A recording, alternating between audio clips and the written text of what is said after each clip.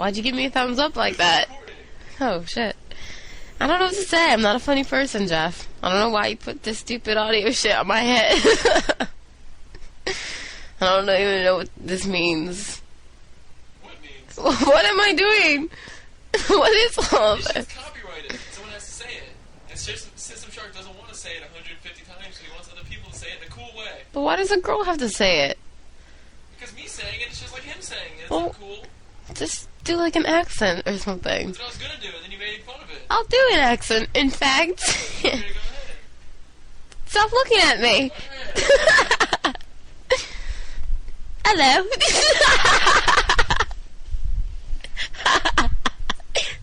Hello. This is an audio by Systemshark. I have to pee. Jeff, I'm gonna pee my pants. Okay. Hello. This is an audio by Systemshark from WCR. This audio has been copyrighted 2006 by WCR, so don't go stealing or else use a bitch. I hate you. I have to pee. Hey all, this is Systemshark, and I'm doing another audio commentary for WCReplays.com. Thank you to Sarah, which is TaintedSun's girlfriend on WCR, for doing that audio intro for me. Go ahead and get the replay file synced up at the 1 minute mark at 1x speed with Fog of War on, and set your replay vision to one of the observers. Lost Temple, let's talk about this map for a little while. Generally, historically known to be a human-sided matchup, specifically because it's so easy for a human to do fast expansions on it. And a lot of people lately have been having problems with dealing with the fast expansion. So I'm going to talk about a little bit how you should deal with the fast expansion and some of the advantages to fast expansion. I'm not really doing this replay in anyone's point of view in particular, but I want to kind of jump back and forth depending on how the game is going. And this is a pretty interesting replay to show how things work for both sides of the map. So you guys should be about there right now. I'll talk more when we get the game rolling here. So let's go ahead and get it unpaused in 5 seconds. I'm going to count down right now. 5, 4, 3, 2, 1, unpause. So we're unpaused here. I want you to take careful note at the Nightelf's base layout, actually. Versus other races, Nightelfs are typically going with the more tight build where their wisps are going to be more protected in their base. And on other maps specifically, you want to have your wisps a little bit more protected. On this map, it's pretty big, and typically a Nightelf player is going to be spreading their wisps around the map.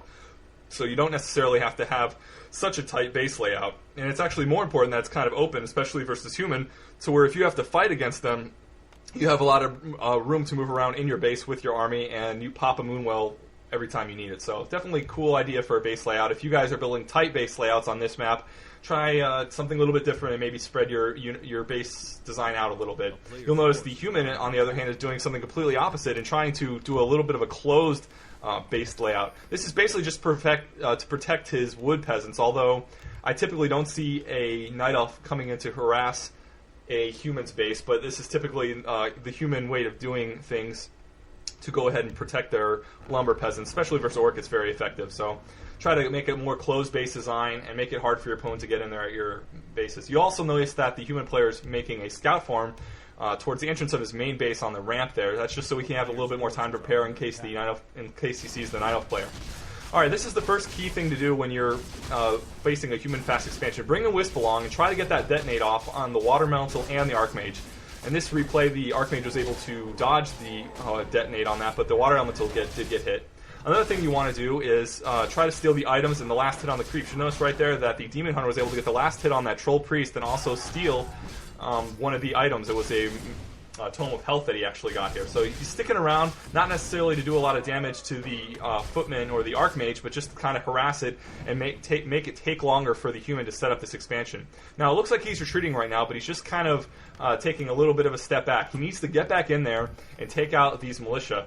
Now, your goal here isn't necessarily to take out the human fast expansion, but to slow it down and make the human invest as much as possible into making this expansion work for him. More towers, having to recreate militia and send militia, it's going to hurt his tech.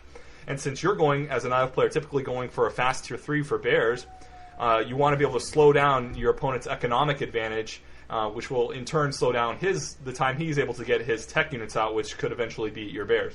So he's taking a little bit of a break right now. It's actually pretty long of a break for him to take. and he's running to the Goblin Merchant with his Demon Hunter. He's going to pick up a Boots of Speed, and he's going to pick up a Staff of Teleportation.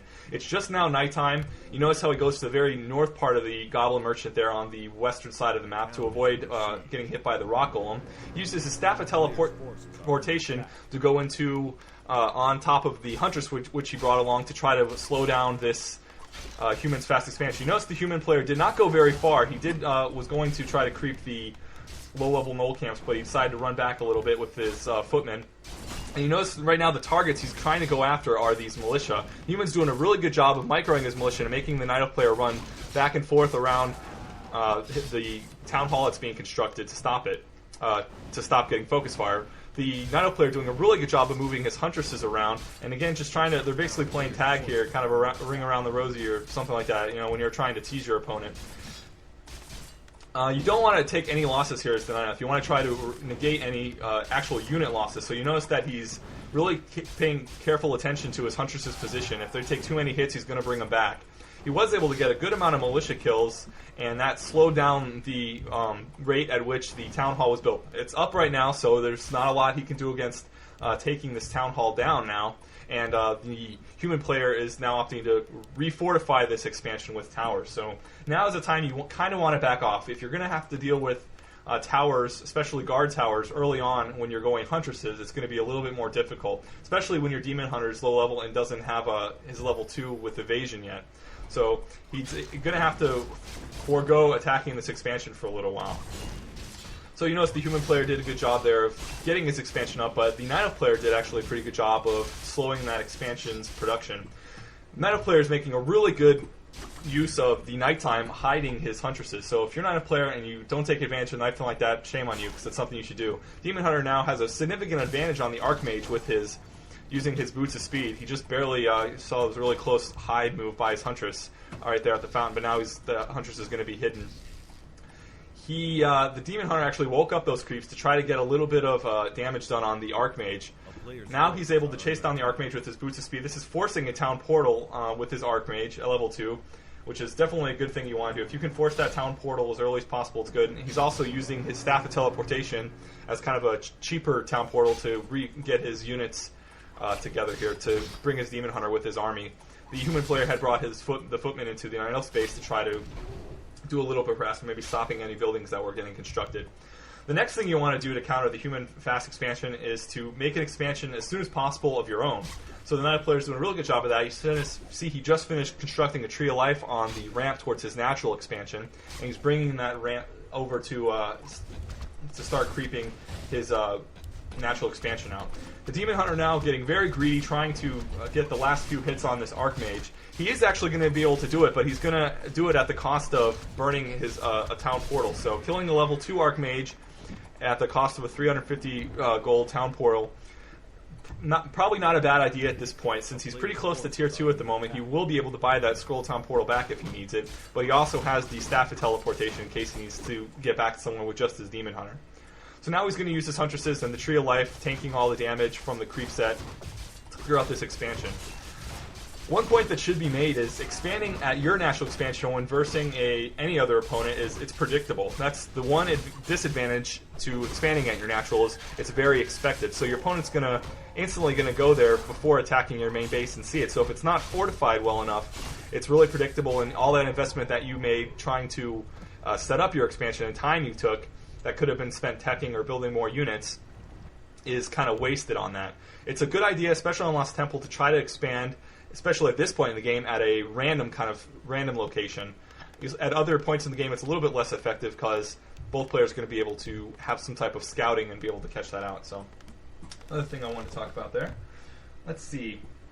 Also wanted to make a note. It's now daytime again, but as a Nightelf player, it's not a bad idea to use when you're at the Goblin Shop to purchase Dust of Appearance yourself. Even if your opponent doesn't have invisible units, you can use that dust as kind of you can have that instead of having your opponent have it to counter your hide. But now it's daytime, so it's not a big issue. But that's something you want to use later on if you can afford it to buy the dust, and if there's not a lot of opportunities for your opponent to buy the dust. So let's go back on the game right now. We're at the humans base right now. The Nightelf player is coming in to take out the humans tier 2 buildings. you really got to work on your timing on this, and scouting helps a lot too, but you want to make sure to, this is all about, again, delaying.